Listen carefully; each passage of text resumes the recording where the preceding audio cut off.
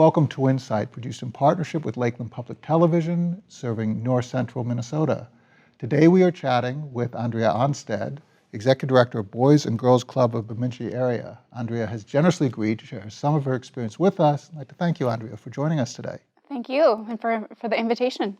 So the Boys and Girls Club, national organization, chapters all over the country, but serving boys and girls and families within a broad geographic region where people are dispersed comes with specific challenges. Talk about the services that you provide in Bemidji in north central Minnesota. The Boys and Girls Club of the Bemidji area serves 600 youth annually, ages 6 through 18 years old, and we serve them with after-school programming and summer programming. And we focus on three key areas. One is academic support, academic enrichment and success, as well as health, healthy lifestyles, and leadership. And so everything that we do at the club, we've got a technology room and an art room, we have a garden and greenhouse. All of those things wrap up into those three main components about academic, health, and leadership.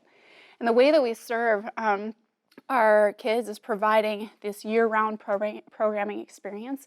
We serve the kids mainly out of our clubhouse at 1600 Minnesota Avenue here in Bemidji. And of the 600 or so members, about 75% of them are 12 and younger, 25% in that tween, we call it tween, that middle school age and high school age. And some do come from outside of our area because they're visiting their grandparents, or perhaps they're in transition, but a majority of those 600 kids and teens are from the Bemidji area specifically. And you have quite a diverse group of children that you serve. So talk about the breakdown of those children and the specific challenges that you face in remaining culturally competent to provide appropriate services. So we serve about 50% Caucasian youth. Of European extraction. Mm-hmm. And then about 30% of Native American, American Indian youth. About 10% are multicultural, so have more than 2 or more races that they affiliate with. 5% are African American, and then just 1% in the Asian and the Hispanic. On a typical day in the school year, we're serving anywhere between 160 to upwards of 215 youth.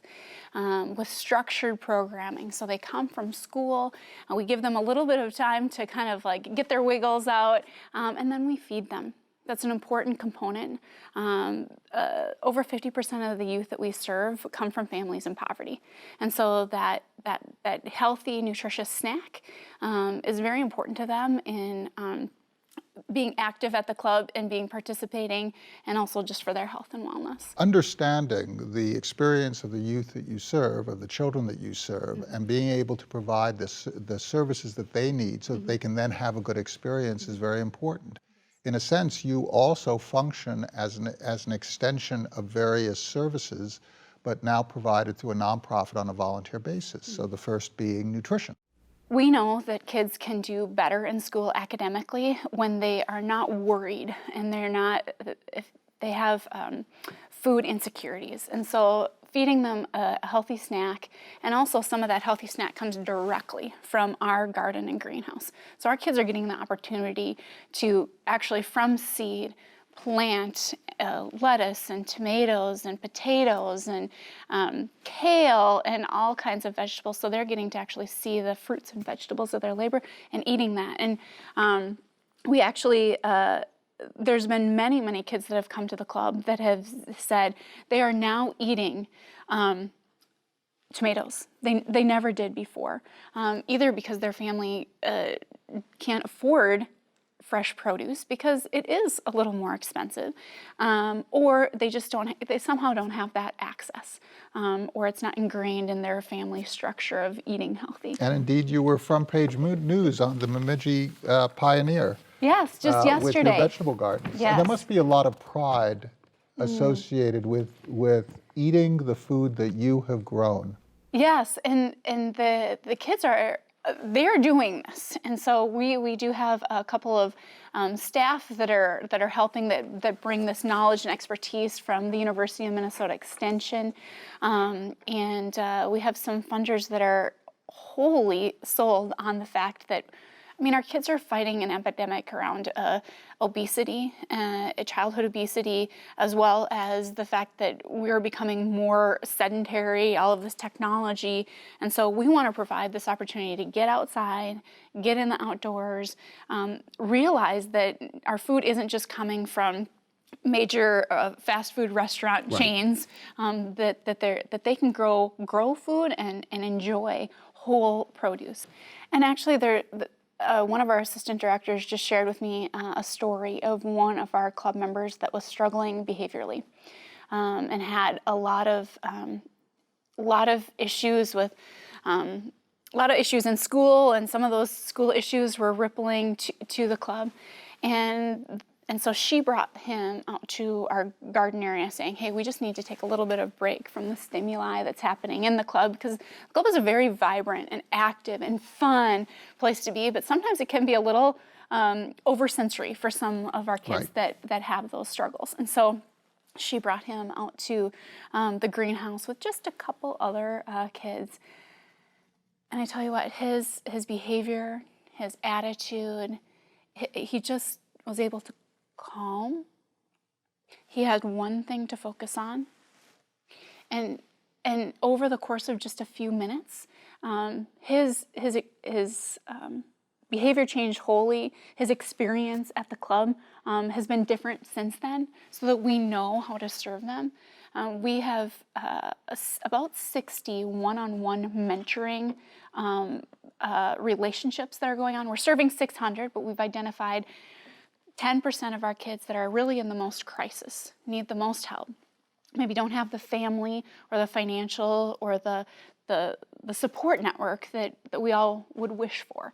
And so we've identified about 10% of those kids, and my staff, along with some really great community members, are mentoring these kids on a once-a-week basis and talking to them about setting goals for themselves and in terms of academics and health and behavior and things like that. But it's one of those cool things that we now know what that key point is for that young man. That bringing him into the garden was really a kind of a revolutionary thing. He had never had that experience before, and how that could make his experience at the club so much better. And that's clearly an instance in which you cannot just exhort a young person towards self-reliance. Mm-hmm. You cannot say to the family, why do you have this problem? Why aren't you solving it? At that point, it's really important that other members of the community lend a hand and intervene and provide the support.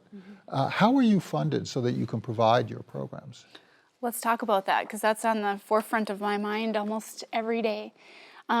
We, this year, just started our new fiscal year budget July 1st, and our operating budget will be $725,000 this year. Over 50% of that comes from contributions from businesses and individuals. The next 20% comes from our special events. So we have this amazing Valentine's Gala, a golf tournament, a couple other bowling tournaments, and so forth. And these are combined events in which you're marketing the organization and its values, so you're communicating Telling the story. You're bringing people together, you're delivering fun, a great experience, but you're also fundraising at the same time. Right, and so added on to, so that was 20%, so added on to the 50%, 70% of our funds really come from for the most part, our local contributors, our local people who can come into the club and see, by taking a tour with me or one of our board members or one of our staff, the return on their investment, to see these children's faces and to know that we are helping them. And statistically, I'll just have you know, Mark, that our kids in Bemidji are eating 11%, our kids that come to the club, in Bemidji are eating 11% more vegetables than the state and national average, and we attribute that to our garden and greenhouse. But back to the funding portion, we're thankful to be a United Way agency. So that covers about 4% of our budget. And we do have a a little bit of government funding, but it comes in 4 main categories. One is we provide these snacks and lunches, and that is a funding stream through the Department of Agriculture. Right. So there's a reimbursement piece on when we serve a snack or a lunch, so we apply for that. This mentoring program is a federal program passed to Boys and Girls Club of America, and then we apply competitively for those funds for mentoring, and it's from the Office of Justice program. We have one small state grant that is only for career programming for teens. So we providing career opportunities, working with our teens on building resume, interest inventory, skills inventory, and then working them to a place where they can secure a job or secure enough volunteer experience to have a resume to secure a job. And the last one is our county, Beltrami County, will fund a portion of our gardening program because it falls within their agricultural sector of funding. What does it cost to sponsor a child so that the child can have this experience? It ranges a little bit depending on the year and the heating bill and the light bill and the cost of toilet paper and the cost of watermelons and all of the things that go into that. But typically in a year it costs between $850 to $1,000 to sponsor a child. So by contributing $850 to $1,000, you are actually giving a child a year's worth of experience. Yes. With the organization, with the programs, yes. With growing their own food.